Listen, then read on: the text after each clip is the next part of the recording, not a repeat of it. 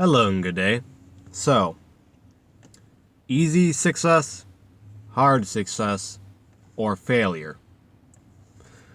Today I'm going to talk about 3 different levels of effort, the harvest that is, or the bounty provided from putting in the work and putting in the planning, and the different levels that you can tend to achieve in financial freedom and financial security based on how you follow these tributes that I will name off in the few moments. So, easy success. What do I mean by this? Is not that necessarily it's easy, but the fact that just by consistent process, by consistently investing, consistently saving, and living below your means, you don't have to struggle, you don't have to go out of your way, you don't have to take a significant risk and numerous significant risks to succeed. Let me just give you an example. I'll give you 2 actually. Imagine that car payment, $500 a month, over 40 years, at 12% interest. That's a $5 million car you're talking about. $5 million, that's a good, at the same 12% interest, that's a good $600,000, even $500,000 to $600,000 if you wanted to give some variance a year. You can live, and most people could probably live their dream off of $500,000 a year and still be incredibly generous and accomplish their dream and be able to help their family in their time of need. And that's the simple effect of just putting $500 towards investing rather than a new car payment for 40 years. Instead, get a used car, put the difference into investing, and maybe a little more to make up for the used car price. And voila, you got a relatively easy, big success. Now let's say, alright, $500, that's a little much for people. For whatever situation you're in. Alright, how about 100? 150 a month, 40 years, 12%. You're still going to be a millionaire there. You're still going to be making $100,000 by the end in investments alone annually, based on these numbers that are not stretching any real, it's not like I'm shouting exaggerated or difficult to achieve numbers that you have to be a financial mastermind of genius beyond most people's capability. Yes, you do need to know how to invest. You do need to learn mutual funds. You do need to learn. But you should know that about anything that you are going to be doing. You should know how to drive. You get a walking sense of how to buy a house. A walking around sense of just knowing how to buy a house and buy a good one. You know how to work whatever job you're doing. You know how to save and live below your means, or learning to. And before you invest in something, you should understand it, or while you're doing it, you should quickly learn and figure out the details. Don't invest something because somebody told you to. Use that as a standard of, okay, let me research and learn about this, and if I feel it meets my needs, meets my standards of ethics and comfort of risk, then so be it. So learn what a mutual fund is, find some good mutual funds that outperform the market, and it's very, quite possible to get 10-12% average return mutual funds. There's also a great number who aren't as much, which is why you need to learn and look for them and not be sold by a financial person, but be taught, and therefore you know what you're doing with your own money. Have your money work for you, not have somebody else work your money in hopes, which can work out, but usually, even if it does, it wouldn't be as good as you knowing the process. Just like knowing your taxes, just like knowing many skills in life, you want to learn how to invest and why you're investing and what you're investing in. So, now that I am off of that tangent, easy success is just keep on investing. Even a small amount, 100 to 150, would still make you a very wealthy or very well secure and allow you to live your dreams by retirement.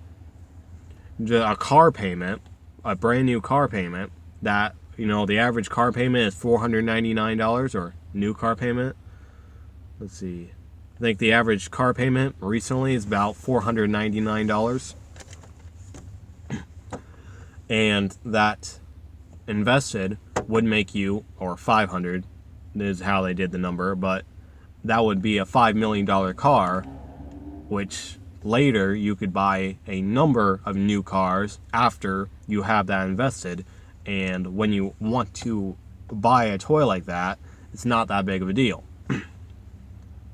Now, a hard success is more like, alright, so you've been enjoying yourself, haven't really been saving anything, haven't really been planning, and boom, whatever wakes you up, whatever, fine, you're finally motivated to get going, whatever, but by this point, you're later in life, you're 40 years old, you're 50, or maybe even 60, but by that point, it's like, alright, I need to get a move on, I need to learn what I'm doing, how to be financially responsible and financially successful, and it can still be done, and you can still put away that income, live below your means, invest, and put away enough of a nest egg that the money you make without touching the principal will live off with your security, and perhaps you still be able to make it to your dream.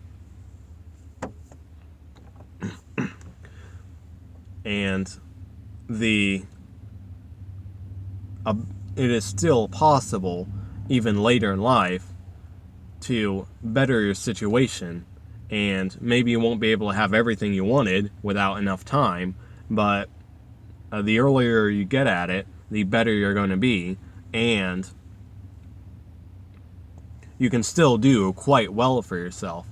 40 years old is still, decades before you are likely to need to retire, and therefore you have plenty of time to build up a very secure nest egg. Even at 50 and 60, you still have several years at probably making close to the highest income in your life. You can still throw a lot into something that will keep you well secure during your, retirement years. And then there is failure. That would be, you never thought about it, or even if you did, you always pushed it off, you never did anything. You always, and you didn't think about it when you were young, at 20 or 18 or whatever.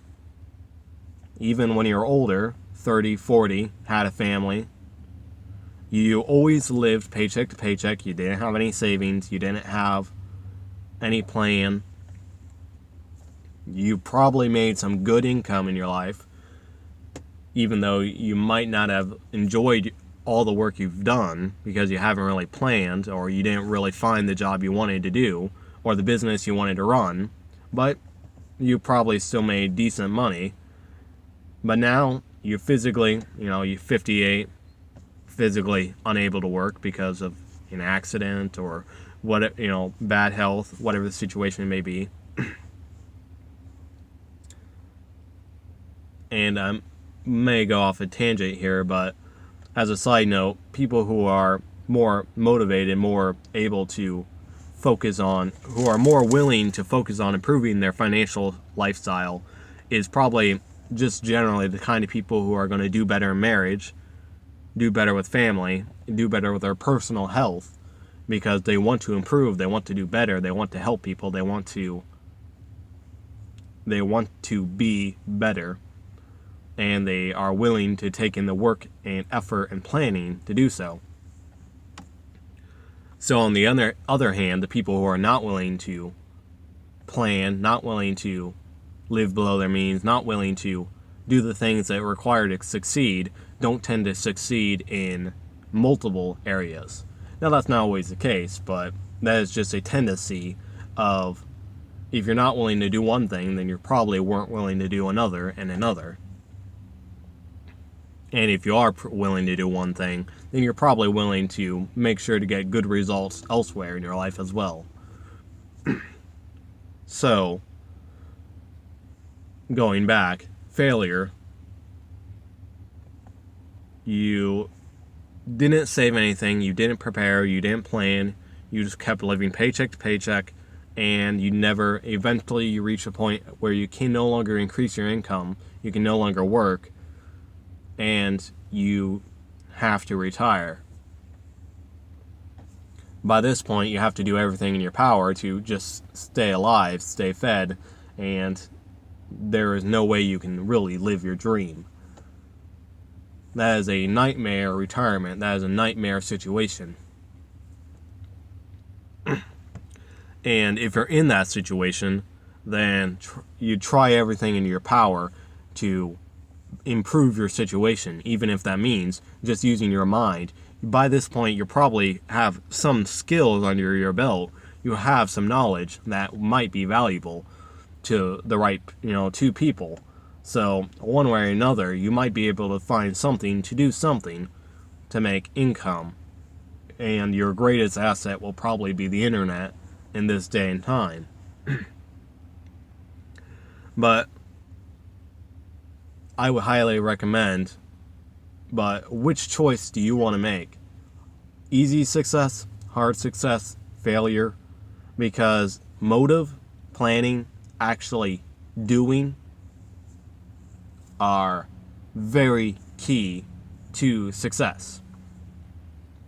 The earlier you do it, the more likely you're going to succeed. The later you do it, you might still be able to get it done in time, but you're going to be more risk, and something goes wrong, you're not going to have as much room for margin, and if you don't do it at all, you're going to have to face consequences at some point.